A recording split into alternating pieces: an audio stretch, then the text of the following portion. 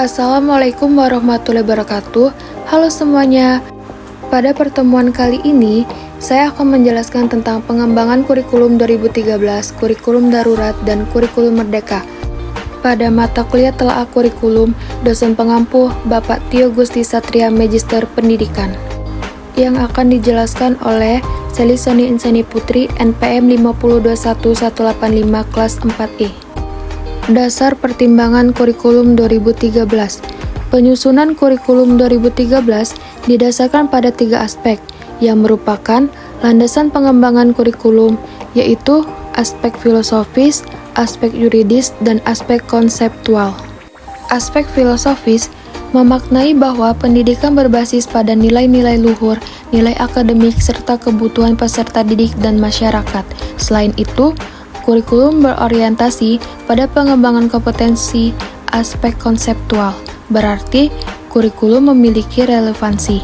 Modelnya berbasis kompetensi, tidak hanya merupakan sekedar dokumen, dan proses pembelajarannya mencakup aktivitas belajar serta output dan outcome belajar, serta kesesuaian teknik penilaian dengan kompetensi penjenjangan penilaian.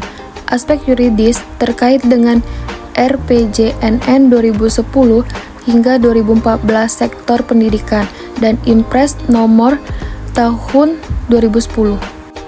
Dasar pertimbangan kurikulum darurat.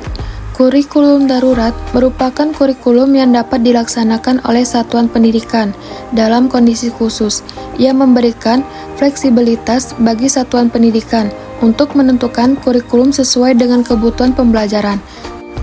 Peserta didik yang harusnya menjadi perhatian serius adalah faktor psikologi peserta didik. Penerapan kurikulum harus sesuai karakter peserta didik, baik dalam penyesuaian penerapan, tujuan materi, dan bahan yang harus disampaikan.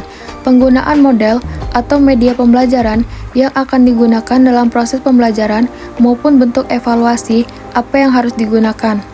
Dasar pertimbangan kurikulum merdeka. Kurikulum merdeka dibuat sebagai pemulihan dari ketertinggalan pembelajaran atau recovery dari learning loss akibat pandemi COVID-19. Pada dasarnya, kurikulum merdeka dirancang lebih sesederhana dan fleksibel. Penerapan kurikulum ini akan lebih fokus pada materi esensial dan membuat siswa lebih aktif. Rasio logis kurikulum 2013 terbagi menjadi 2, internal dan eksternal.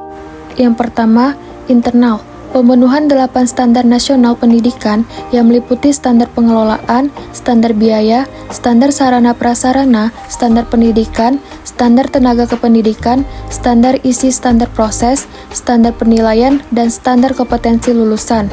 Perkembangan penduduk Indonesia dilihat dari pertumbuhan penduduk usia produktif. Usia perfum produktif yang melimpah apabila memiliki kompetensi dan keterampilan akan menjadi modal pembangunan yang luar biasa besarnya, namun apabila tidak memiliki kompetensi dan keterampilan. Tantangan eksternal yang dihadapi dunia pendidikan antara masa depan, kompetensi yang masa diperlukan di masa depan, lain berkaitan dengan tantangan persepsi masyarakat, perkembangan pengetahuan dan pedagogi, serta berbagai fenomena negatif yang mengemuka. Rasiologis kurikulum darurat. Di dalam kurikulum darurat atau kondisi khusus yang disiapkan oleh Kemendikbud merupakan penyederhanaan dari kurikulum nasional. Pada kurikulum tersebut dilakukan pengurangan kompetensi dasar untuk setiap mata pelajaran, sehingga guru dan siswa dapat berfokus pada kompetensi esensial dan kompetensi prasyarat untuk kelanjutan pembelajaran di tingkat. Pelaksanaan kurikulum pada kondisi khusus bertujuan untuk memberikan fleksibilitas bagi satuan pendidikan untuk menentukan kurikulum yang sesuai dengan kebutuhan pembelajaran peserta didik satuan pendidikan pada kondisi khusus dalam melaksanakan pembelajaran. Yang pertama, tetap mengacu pada kurikulum nasional. Yang kedua, menggunakan kurikulum darurat.